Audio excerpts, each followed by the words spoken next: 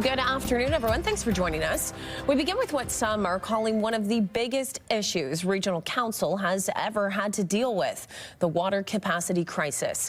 That was the topic of discussion at last night's council meeting as officials spoke about possible solutions to tackle the issue.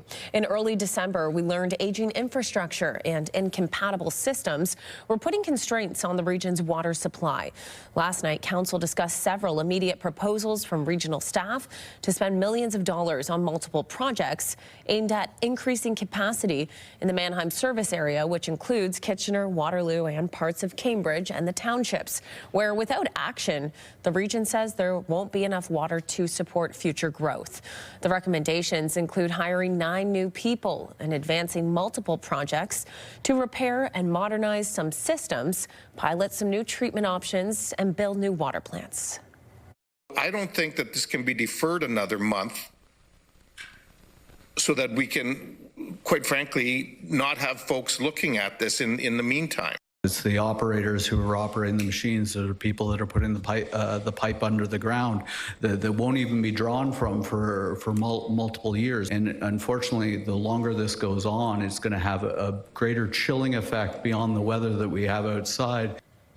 Regional staff now have to look over a lengthy report involving the proposed solutions and bring recommendations back to council, which will happen at a meeting in March.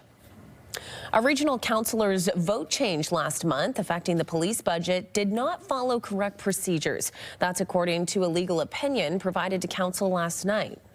Our determination, my determination, my legal opinion is that it was not.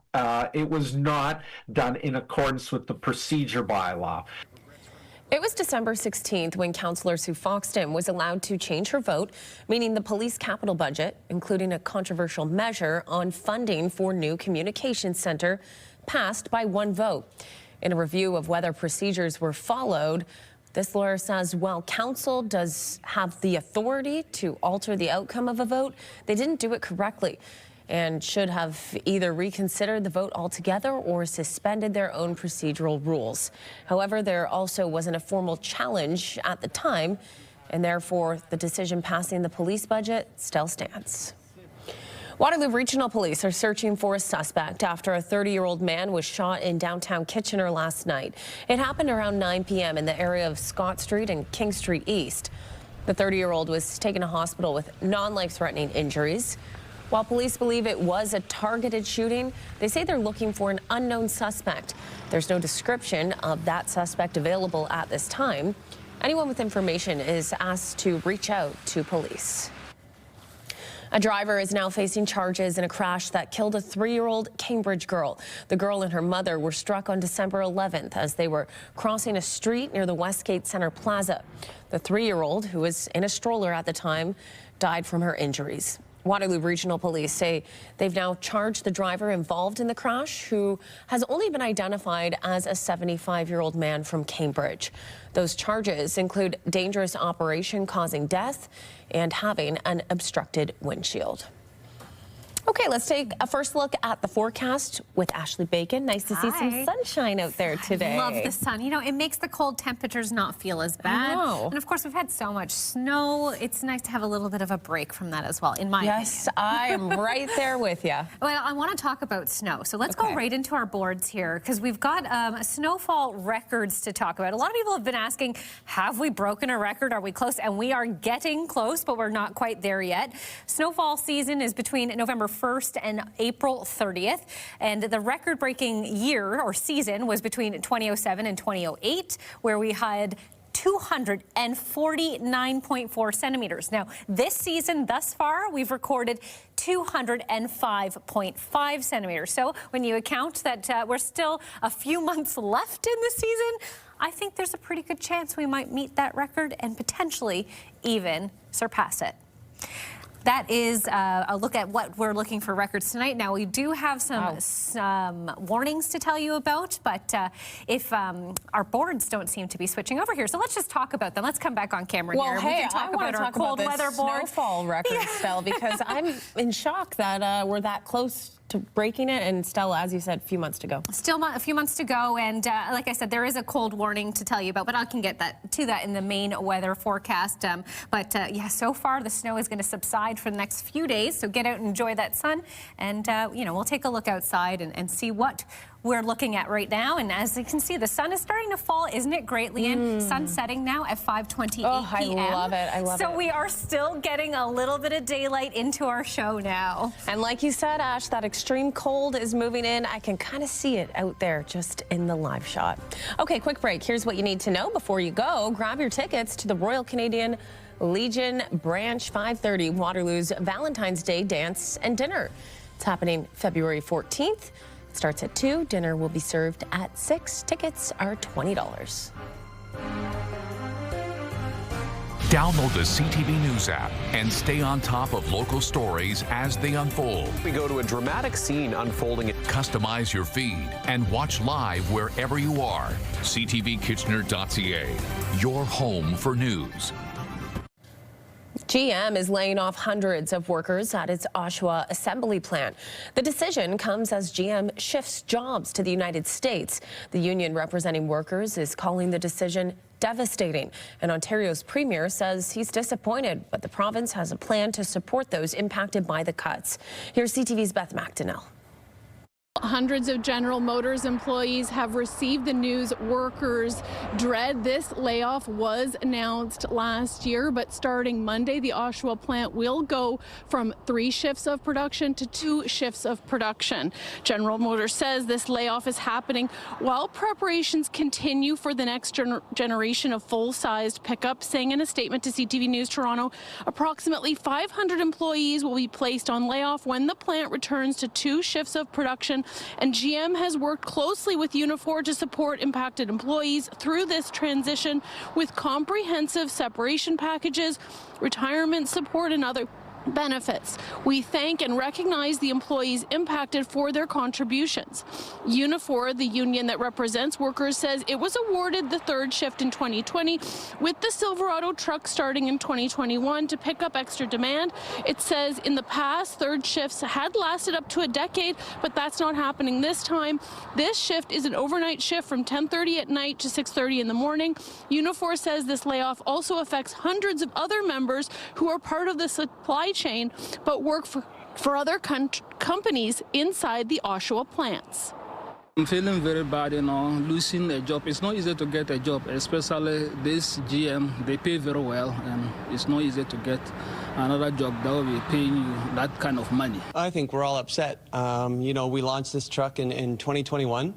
We hit every metric General Motors wanted to with productivity and safety and quality.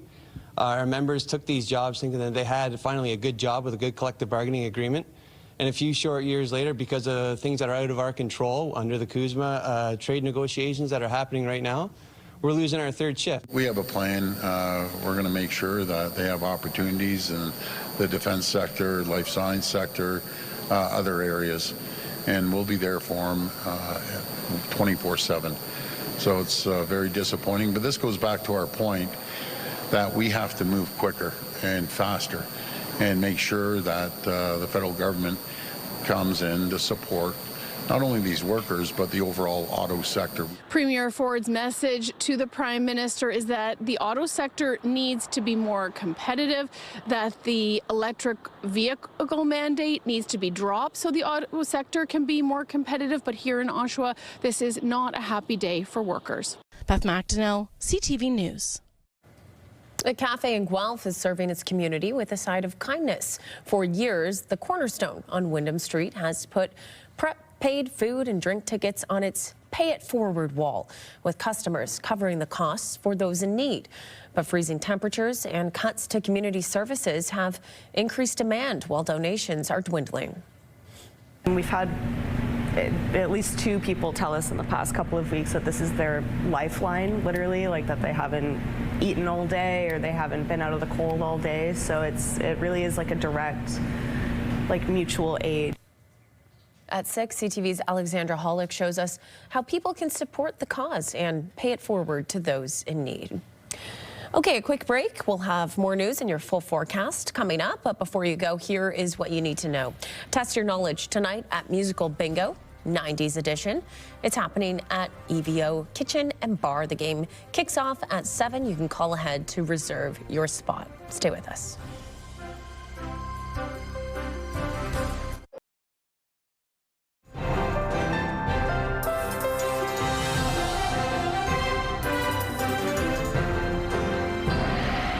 Okay, before, Ash, we were talking about how it was so nice to see all that sunshine today. Definitely makes a difference when temperatures are so cold. And I know we're expecting to go into a bit of a deep freeze here. It's going to be a hard night for a lot of folks, unfortunately. It is very cold. We're under some warnings, which I'll, of course, get to in a moment. But the good news is the sun is out, and it looks like it's here to stay at least for a few days. So just dress for it, you know, make sure you put on layers and be comfortable. But we've been talking about how nice it is that the sun is still out when we start our show. Absolutely. Let's take a look. We can actually get a look at the moon at this hour. Our camera operator Dave Pettit bringing us this beautiful shot. But how great is it, Leanne? We were just saying that the sun is still up and we are in the middle of our show. We haven't had this in quite some time, and it is kind of cool to see that moon shining so bright, getting ready for another night, another very, very cold night. So we have lots to talk about. Let's get right to our boards. Hopefully they are not frozen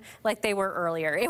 It's so cold, everything's freezing, even our equipment. It is an extreme cold alert for all of southern Ontario this hour, provided by Environment Canada. We're expecting wind chill values between -30 and 35 overnight. Now that is expected to go into Friday morning. And of course, as we've talked about all week, when we get this cold, frostbite can be an issue over, you know, of your exposed skin very quickly. So do make sure you're careful while you're out there. This band of precipitation that's sitting over Wyerton, that's moved out now for the first time in many weeks. You have no snow squall watches or warnings in effect at this time. Clear skies in Kitchener, Waterloo. That is going to continue for the next couple of days. You might see a little bit of snowfall through that coastline of Lake Huron over the next few days, but not a large amount of snow is expected for Waterloo region. We are sitting at very cold temperature already this hour at -15, but feeling closer to -24 with the wind chill. So very frigid night ahead of us. We are looking at an overnight low of -26, getting closer to -33 with that wind chill. So very, very dangerous cold conditions ahead. Tomorrow we're faring a little bit better. However, it is still well under seasonal. -13 is the expected daytime high with sunny conditions. At least there's sun. Back in 2022, our records show we reached -29.2. So we aren't necessarily going to get to that tonight, but we are keeping an eye, because if all of the scenarios play out correctly, we could actually reach that record-breaking number tonight. But at this point, we're expecting around a -26 overnight low. So it's going to be a very cold one indeed. Looking at our 5-day forecast for Waterloo region, sunny conditions throughout. We're looking at a mix of sun and cloud for Friday, high of -13, as we just said. Saturday and Sunday, high of -11 for Saturday, -6 by Sunday. So still below seasonal, but by comparison from the week we've had, much warmer conditions to come.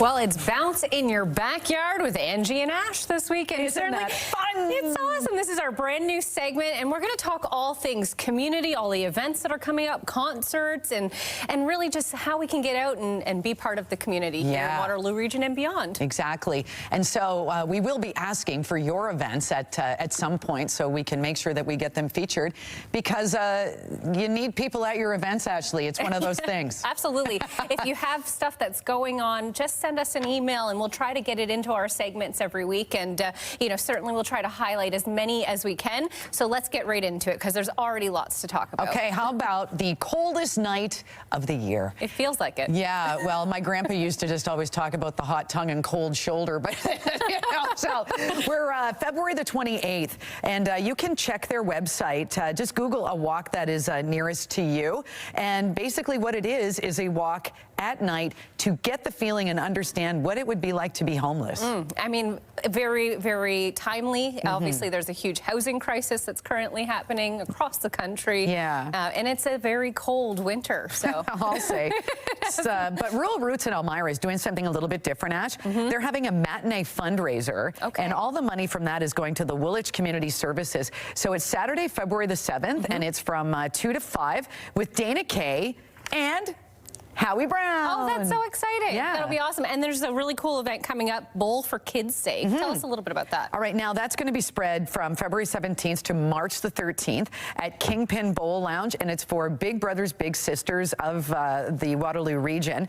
So it is their premier fundraiser is what they call it, yeah. So all you need is a team of 4. You don't even have to be good at bowling. All you have to do is just raise some money. I think it's $100 minimum, which really, you know, is nothing these days. BBBSWR.org to register your team. Fantastic. Now, whether you're a believer or not, this next event is a pretty cool one. And I think, you know, everyone should check out the Psychic and Crystal Fair happening in Kitchener. Well, find out if your year's going to suck or not, you know? I feel like that often. It's like I have to go to a psychic and see, you know, but this is it's a fun thing. If you've never done it, it's February 13th to the 15th at the DoubleTree by Hilton. There's psychics, there's mediums, there's energy healing, there's an aura camera. See what aura you have, all kinds of neat things. Crystals, just anything that has to do with the supernatural. Very cool. Okay, we've got time for one more, Angie. Okay. Let's see, what's happening at Dallas Nightclub? Dallas Nightclub, it's cold outside but wild inside. The après-ski meets the Wild West. Happy Dad is there with free merch and limited availability, but you can come out, $100 plus a Happy Dad hoodie for the longest bull ride, and this is on Friday. Now, have you ever ridden a bull? Yes, I have. That bull at Dallas, and I'm not going to tell you how long I stayed on, but it wasn't long enough to brag about. Look, it's one thing I've never done, always wanted to try. Well, then we got to get you out. I might have to have, have it a go. Okay. All right. Well, thank you, Angie. This is your first Bounce in Your Backyard. We'll be back every week. You betcha. Awesome. Okay, awesome stuff. As Ashley said, that is our brand new segment, Bounce in Your Backyard. We'll take you to break, tell you what you need to know. If you're looking for a laugh, Chance for Charity comedy fundraiser is happening tonight at the Walper Hotel. The event hosted by Rusty Nail Comedy. Tickets are $30. The show starts at 7 o'clock. When you see it happen, send it to CTV News. Text 10400. From your screen to ours. Text 10400. In tonight's Digital Dive, the court hearing on Waterloo Region's Encampment bylaw has been pushed back. The Superior Court of Justice was supposed to hear arguments in February, but in an email to CTV News, the region said those dates were adjourned following recent changes to the site-specific bylaw. You can read more about the situation on our website, scan the QR code, or go to ctvnewskitchener.ca.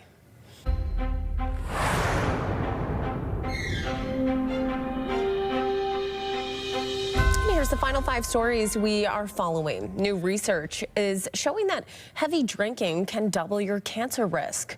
Researchers at the U.S. National Cancer Institute focused on the relationship between lifetime drinking habits and colorectal cancer.